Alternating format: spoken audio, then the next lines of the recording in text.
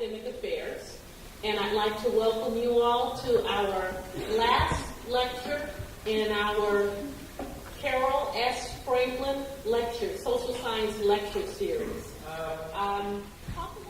Dr. Newborn is an expert on extremism, the Holocaust, and the fight for human rights worldwide. Educated at New York University, Cambridge University, and the University of Chicago, where he received his PhD in cultural anthropology. He's a pioneer in the creation of Holocaust museums, serving as a founding historian, curator, and co-creator of New York's Museum of Jewish Heritage.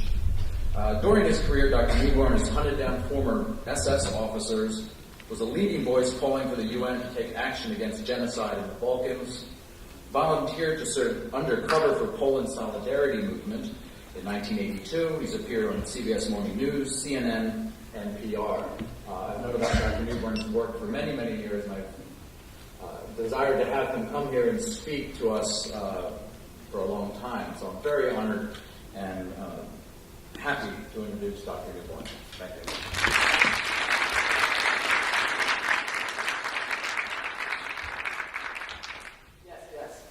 Yes, the question is, what did Sophie do with that song, The Adopting of Christ? Her father, it turns out, Robert Shaw, who was anti-Nazi, the break between the parents and the kids had been terrible. When they returned to be Christian humanists, he was very happy. In his office one day, he called, is this working? He said, in the presence of his loyal secretary, a friend of the family, Hitler's a scourge on humanity. She went straight to the Gestapo. And he wound up being in prison for 4 months.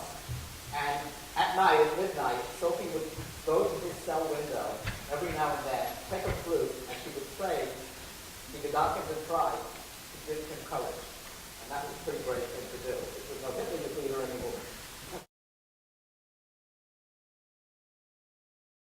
Yes, if you were a conservative German, but an anti-Nazi, as Stauffenberg was later, that was a assassination attempt on his wife, you might very well stand for the principles of the Wehrmacht as something honorable that predates Nazism.